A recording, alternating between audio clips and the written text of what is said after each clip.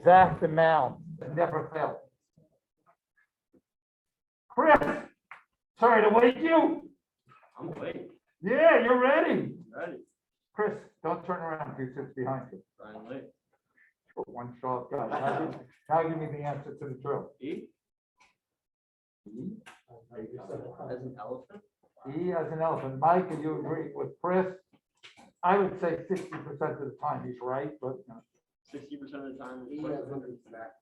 yours, E as an exactly? Or elephant. All right, Chris, back to you. Could you explain to me why E as in? Well, it's on, first of all, it's on the curve, so obviously D and E are ruled out. Or no, D and E. So point A, it's the highest amount of capital goods. Capital goods make consumer goods. Good job. All right. We are going to start supply and demand. If you've noticed, the first unit's 10% of the AP exam. This is 24%.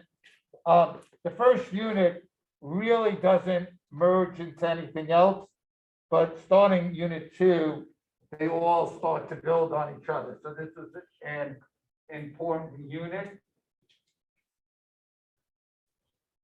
for a lot of reasons. All right. Oh man, we afraid of it. All right, here we go. This is the reading for the week. The quiz will be on Wednesday. I'll collect whatever you're doing to demonstrate your knowledge on the chapter on Wednesday. I'll put up a practice quiz. I'm sure I'll do a review Tuesday night and Wednesday morning for the quiz. Okay. So if we're doing, there won't really be like an assignment like online for that. It's just print it out and bring it in, or like. Yeah, I might post an assignment because, you know, it might just be easier that way. Okay. All right, here we go. What is demand? What? What they asked, Mr. Lee? What is demand? In terms of economics, it would be what the people, consumers want. You're saying what consumers want. Ryan, what would you think demand is? I have to go with what he said, so just Mr. Clay, and it's how much people are willing to buy. okay, we're getting there. All of you have it. You demand every day. Demand is the different quantities of goods people are willing and able. I'm willing to buy a Ferrari. I'm just not able to. I'm able to buy diapers. I'm not willing to.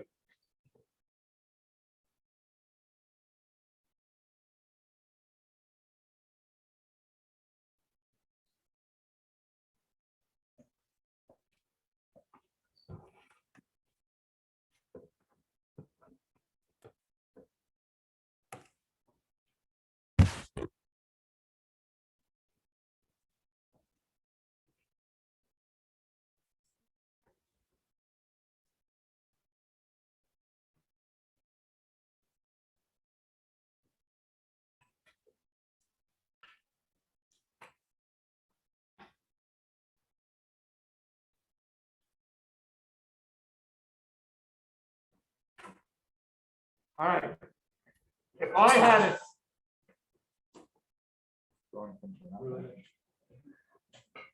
everything okay back there? All right, if I had a 16-ounce ice cold bottle of Coke, stand if you pay 50 cents for it.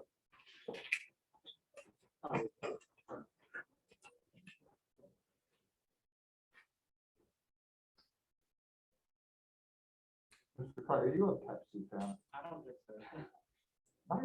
I mean, I'll really use it. All right. $50 Really? We're in economics. For 50 cents, you could buy it and then sell it for more. Right. How about, how many people would pay $1 for it? 16 ounces. Come on, if you buy it at the Sage, it's probably $3. Yeah. $1.50.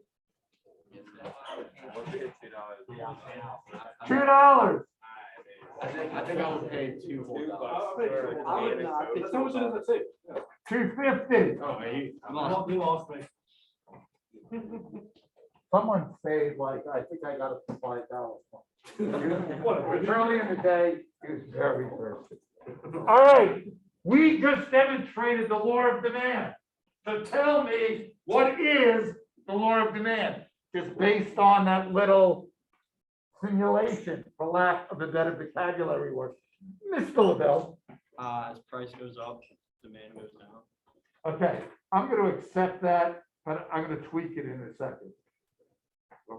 The cheaper the price of something, the more willing people are to buy. Okay, and both of you have it, but I'm just gonna use more precise. There's an inverse relationship between price and quantity demanded. Mr. Lee, remember, quantity demanded. It's gonna come back in about 12 minutes to haunt you.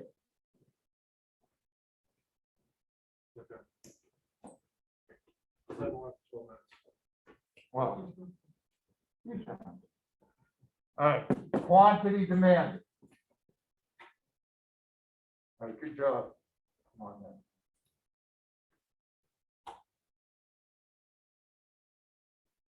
Some people still have, because just trying to take time. So people, because you know what, Mr. Lee, if I was a betting man, which I'm not, I would bet quantity demanded works its way on one of these little white sheets at the end of the day. Not from you, no, Absolutely not. no. I'm laser focused. You are laser focused, Mr. Lee, I like you so much, I might fail you so you can come back next year. Oh, is that so? Okay, by the way, I probably can make more selling A's than I do in salary. I bet Right? you could. 80 I bet you students, could. I bet you I can could. make more than 20,000, right? Especially also, imagine you could then sell, being put into an AP class, like let's say you could get like, any kid to be able to get into a class and then sell. Oh, yeah, an right. AP class. Enrollment for my class would go through the roof, right? Incredible. Mr. Lee, we're gonna stick together next year. Okay. All right, this is just called the demand schedule. It's how you plot the demand curve. I think you guys know this from math, but I'll just put, right now, why is demand downward sloping? Excellent question, Chris. There are 3 reasons. 1, the substitution effect. 2, the income effect, which really has nothing, Mr. Harris, to do with income. But they just do it there to throw you a curveball. And then Nick, you are so right, the law of diminishing marginal returns. And I have a story of a failed simulation for that one.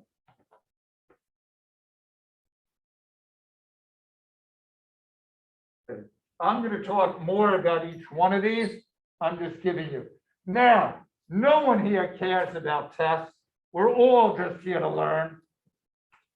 But they love to ask, like, why is demand downward sloping? And it's always one of these 3 is the answer. Okay, here we go. Now, as you guys were sitting at like $1.50, if you were thirsty, what might have you done? Well, no, you didn't want to pay $1.50. We're going to 2 or 250. Let's say you thought $1.50 was too much for the 16 ounces. You buy another drink? Yeah, you're gonna buy another drink. You might do a crazy thing and buy Pepsi.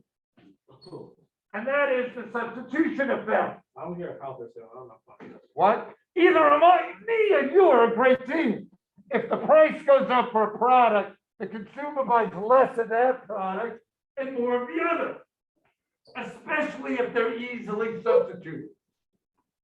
Like some people think Coke and Pepsi are the same. Crazy.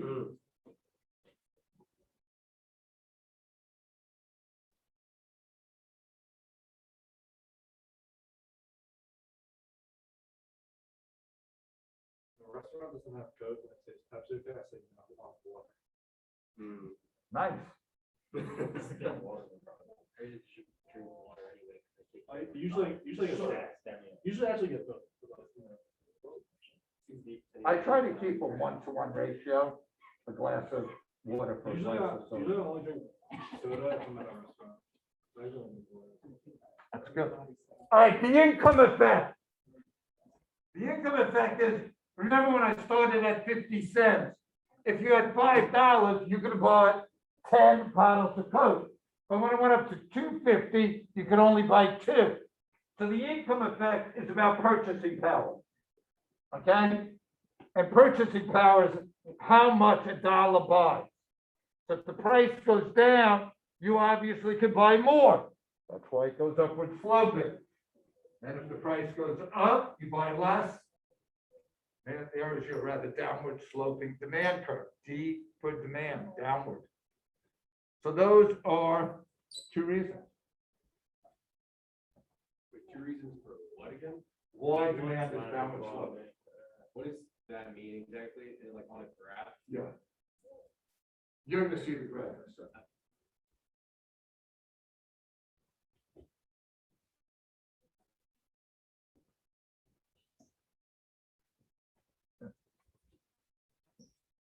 My stomach is really killing me, but I know the sun is coming through and there's light at the end of this tunnel, so my stomach's gonna feel better soon. Yeah. Absolutely. If it doesn't, in a couple hours, I'll see the doctor. I can't just wait for the sun to shine. Okay. Something like that to show up as well. All right, the law of diminishing marginal utility. Marginal means what in economics? Additional. Utility means satisfaction. So as you have additional consume additional products, you have diminishing satisfaction. And so here is kind of the law of diminishing marginal utility states that as you consume anything, kind of drastic, that language, the additional satisfaction you will receive eventually decreases.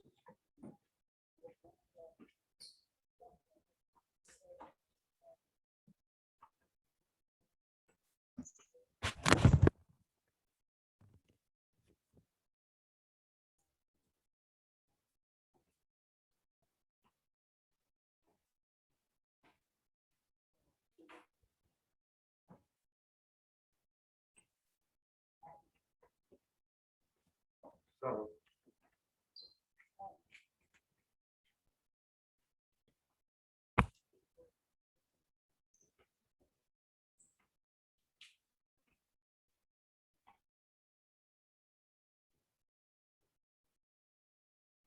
all right, so I used to do this simulation for the law of diminishing marginal utility, but this person just broke my spirit. I brought in donuts. So I brought in a dozen donuts. And it was also hard because you had to bring in a dozen donuts to class. And it kind of became expensive and it wasn't worth it, but fun. So I brought a dozen donuts. So like the first class, I picked a guy like Harris, he eats 11 donuts. Now I'm like worried because I really didn't buy a dozen in class and am I gonna be able? So the next class, I picked the skinniest woman I could find. She's like 5'1", 88 pounds. No freaking way. What is that, a 10? She goes, donut 2, 10, donut 3, 10. I go, did you read what the law of diminishing marginal? Yeah, donut. She had a freaking dozen donuts. Now, what really pissed me off is how could you eat a dozen donuts and weigh 88 pounds? Like, I eat a dozen donuts, I weigh like 5,000 pounds. That's one I was trying to get down. Maybe that's you for assuming. Yeah, well, I just stopped the experiment. We don't do that. We can try to get him. No, because you guys, one thing I learned about teenage guys, they can eat. Like there'll be a thing we'll do, like, at the end of the year, probably a study night, and I'll say, if you want to come, I'll get you pizza. I don't think it's possible to buy teenage guys enough pizza. I think it's a physical, so I'll have to say, just budget yourself for 4 slices a person. All right, here, I'm used to it. Mike, I know for you that's an appetizer. Yeah. You know, get me 4 slices and then serve me a steak. Yeah. All right, Here's how Disney realizes the law of diminishing marginal utility. As you spend more days in the park, they lower the price of the ticket. So a 2-day ticket's like 105, but then they realize your satisfaction's gonna go down, so therefore you're not willing to pay as much. Like buy one, get one free. That's about the law of diminishing marginal utility, knowing that 2, you're not gonna pay full price for. So yeah, the law of marginal utility in the real world.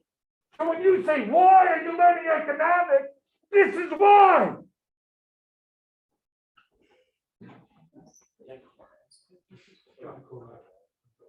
Can't believe you were questioning my- How many times do you say that during the course? I have to think that when I was a student, I probably said that every day. Like, why am I lying? I haven't said about this class, but I've said it about, calc. I wasn't a real good student. Most math based high school was only useful if you wanted to. All right. Hey, you know what we're doing now? We're drawing a demand curve. Yes, downward sloping. There it is, Ryan. Demand. Demand. All right. To be serious, you could just put a D here. All right. You don't have to write out, and you don't have to do the price of milk. You could put a P, and you could put a Q. You don't have to write the quantity of milk. All right. So you can label PQ. And also, you can make these straight lines. And I think, and guys, you don't have to put the schedule. I think you know how to plot points. And right now, even the numbers aren't that important. Sometimes when you draw your line straight, it's going to be easier to see the numbers and stuff. So if you want to draw them straight, that's fine.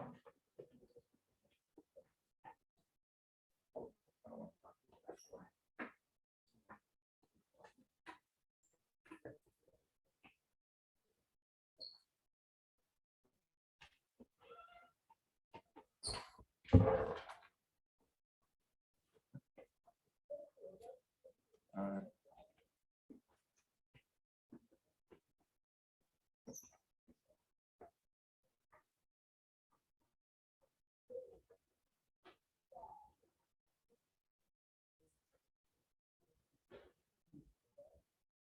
That's on good. Or go to the next one.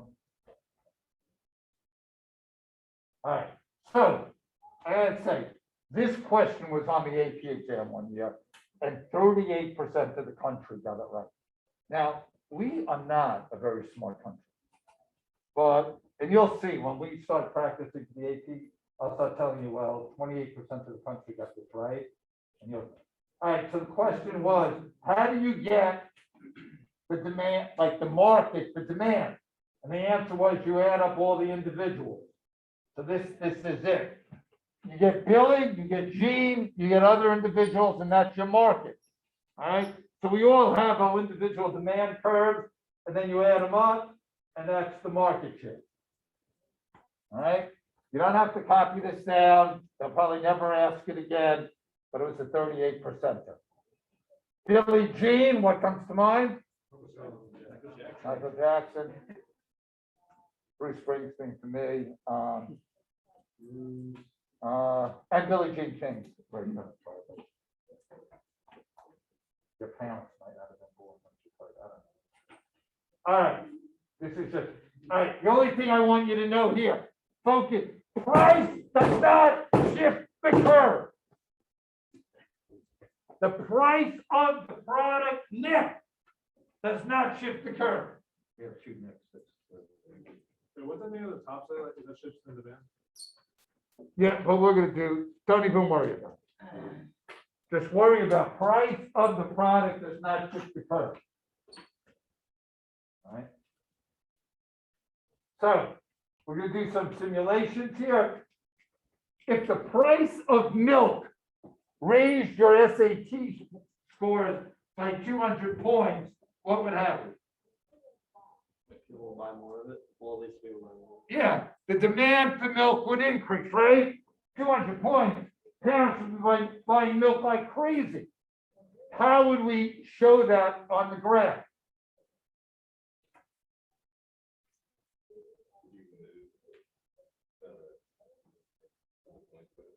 Yeah, you got it. Perfect. So first notice here, at every spot on the graph, the demand for milk's gonna increase. Right, from 10 to 30. So, we're gonna just show, we're gonna point an arrow, and there it is, downward sloping, and from D, we're gonna go to D1. Yes, sir. So I know you said prices to shift the curve, but like, how couldn't it? Because let's say whatever reason, a gallon of milk started to cost $20. I feel like it would shift the demand. All right, let's look, you're a step ahead as usual, but let's just look at this graph. And let's not use $20. If we went from $1 and we go to 5, Yeah. the curve wouldn't shift, you'd slide up it. And the reason why, Brian, is the change in and we call that quantity demanded. Remember I said that would come up? Because quantity demanded just changes at this one price. Okay. When you shift the curve, it's every price. Good question. So when they say an increase in demand, a change in demand, a shift in demand, it's the whole curve. The price didn't change in milk. The reason people wanted more milk is your SAT scores are going up.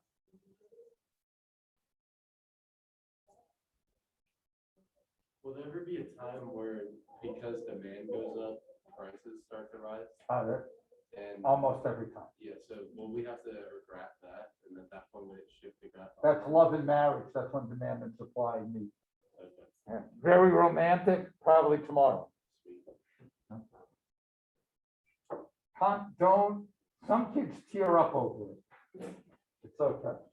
All right, now, I realize most of you want to look like me and be bald. But besides that, if milk caused baldness, what in the world would happen? It's gonna go to the left, all right? And here, at every price, we're gonna sell less milk. We're gonna do the same thing, arrow, and then, okay? So that's how you shift right and left. Now, remember when you're shifting every price, at every price, you're selling more or less product. That's a shift in demand, an increase or decrease in demand.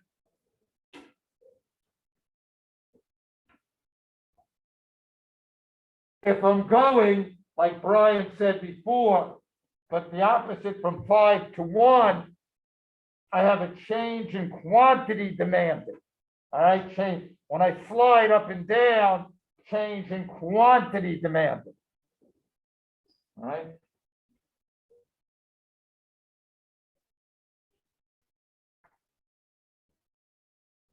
And here it is. Nick J, when I go from A to B, what is that?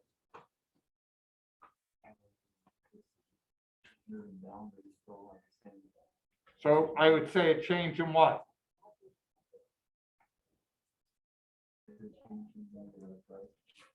It is a change in the price, but that change in the price causes a change in quantity demanded, okay? Now, if I go from A to C, Mike, that, we say that's what, a change in what? Yeah.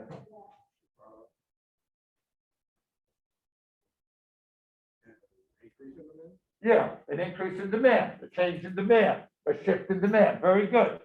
Okay, guys nailed that. At A to B, change in quantity demand. A to C, change in demand, shift in demand, increase in demand. Okay? Any questions yet? All right. This is the last period of the day. Yes. Holy cow, time flies when you're having fun. Did I tell you about the lottery, like the teachers put money in for the lottery? If I don't, first of all, I don't put it, it's a very bad bet, so I don't make bad bets. But if I hit the lottery, I just come in and understand. Wouldn't change my life. I love this. Oh, I gave this away. All right. All right, what does it change the price due to the demand curve? Move along, move along. I don't know what this, I don't even remember putting this slide in. It just showed up this morning. A new hope. So, did you sneak this in? No. All right. All right, we're gonna get the five shifters of demand. These are like the two shifters of production possibility. These are the only things that shift the curve. Is price gonna be on this list? No. All right, I remember it, timer. I'm gonna go through T, taste and preference. The baldness, the smarter, like, kind of like what's in, what's not, that's taste and preference. Trend, that's a better word. Mr. Bressler, did we cover this in the summer stuff? I think so. No, chapter 4. In like the summer session. I think I did. No, not you.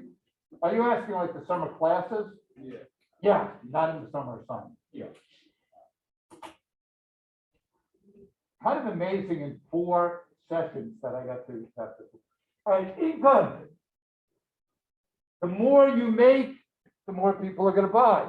The less they make, the less they're going to buy. All right. So income is definitely a shifter of demand. And by the way, demand is easier for us than supply because we demand. We that's what we do. None of us, I don't think, own businesses yet. Market size. All right, Under Armour started out, they were just a Maryland, like little Maryland company. Then they went through the Northeast. More people, more demand for Under Armour. Then the United States. More people, more demand. Then the world. Something's happened on Under Armour though. Not so good. We talked about it again. She said that because they started to focus too much on things that. On things that wasn't the niche, right? Yeah, they started to like focus on like non-clothing and non-shoes, Yeah, things that they weren't known for. and their stocks are falling. Yeah. Luckily, I didn't own any. I bought gold. It was like the first time gold ever went down. All right, expectations. All right, and this is, Will, this is how expectations go. Will, if you know cars are gonna go up in price in January, what do you think the demand for cars are gonna be now? Yeah, because people are gonna wanna buy them now before prices go up. All right, that's expectation. Good job. And then related goods, I will talk to you about in a minute. Those are the only shifters. I probably, because we didn't have a great time last year, because, yeah, there it is. I knew I'd write it like 10 times. Change in price does not shift the curve. We're not even compromising on that, Henry. Only causes movement. If it moves up and down the curve, it's a change in what? Let's yell it out. A change in quantity demanded. One smart group. All right. Here's what related goods are. Substitutes are goods used in place of one another. All right, Mr. Harris, think. Why could you tell? Mr. Harris, if the price of Coke goes up, what's going to happen to the demand of Pepsi? It'll go up. It will go up. So substitutes have a direct relationship. Good job. The price of Pepsi falls, the demand for Coke will fall. Okay, if the price of one increases, the demand for the other will increase. Yes, sir. Couldn't it, like, wouldn't it also possibly be looked at like the price of Pepsi? I don't know. Like, couldn't it be the opposite? Like, Yeah. if the demand of Pepsi was to fall, the demand of Coke would go up. But people don't want Pepsi anymore, so they probably want a replacement. But yeah, depending on why they don't want Pepsi. Like if it's a soda issue, it's gonna affect both, do you know what I mean? Okay, now, complements are two goods that are bought and used together. Think hot dogs and hot dog buns, think golf clubs and golf shoes, think, skis and ski boots.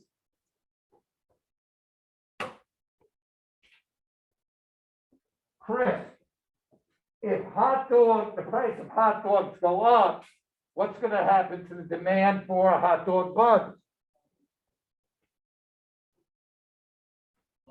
Yeah, sorry.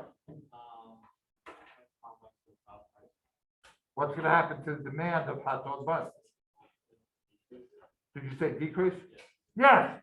There we have an inverse relationship. Because if the price of hot dogs go up, people buy less hot dogs, they don't need hot dog buns. Now, I see what you're thinking now, Chris. Mr. Bressler, you told me price doesn't shift the curve. The price of the product doesn't shift the curve. So the price of Pepsi is shifting the Coke curve. Okay? That's the difference.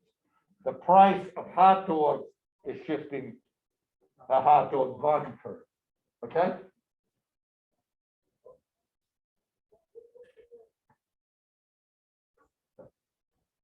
All right, so those are the shifters.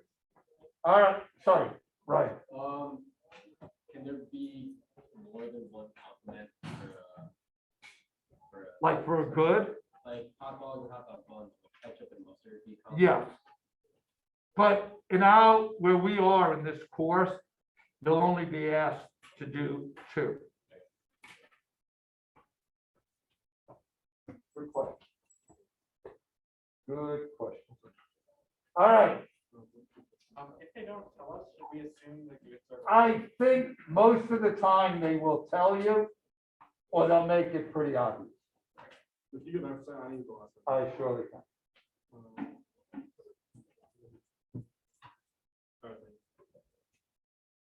All right, substitute a complement here.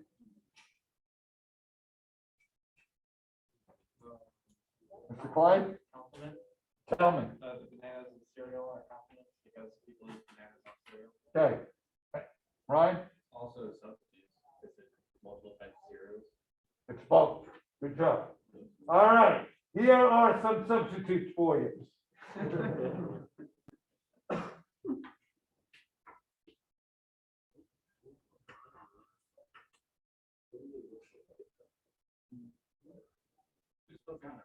Yeah. Baltimore. Would compliments be like Joey Pesci and Al Pacino? That's my favorite. Oh. Look how young that is.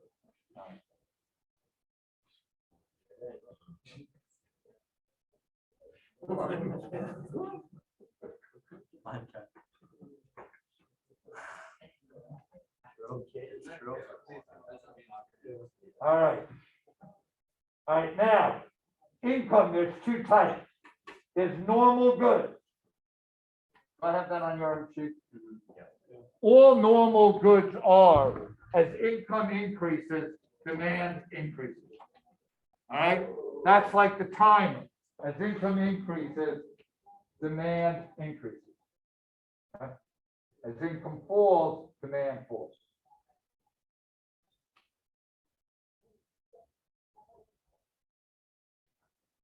Inferior goods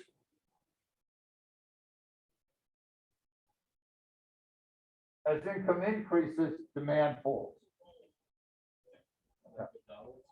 Yeah. All right, because when I didn't have money, and by the way, when I was your age and I grew up really, really poor, I called it McDonald's Steakhouse. Just think how poor you have to be to think that's good food. I still like McDonald's. For the price, I mean, Yeah, but it's not a steakhouse.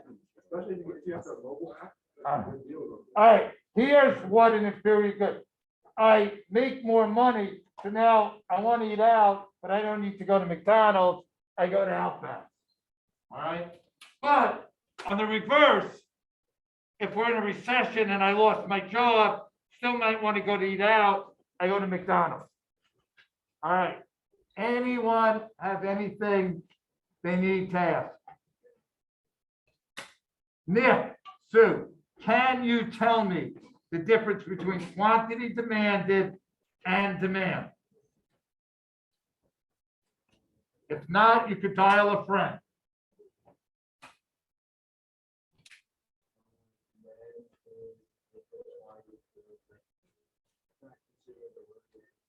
Okay, that's kind of a definition, and that's not wrong, but were you thinking somewhere else? I was gonna say, what was the quantity, the bank quantity, just pricing and along curve. All right, so quantity demanded is sliding up and down the curve, and demanding is shifting. That's excellent. All right, why don't you fill out those little sheets, put them in, and have a great day. The day is over. There's some sunshine. Oh, my stomach is feeling better. Woo!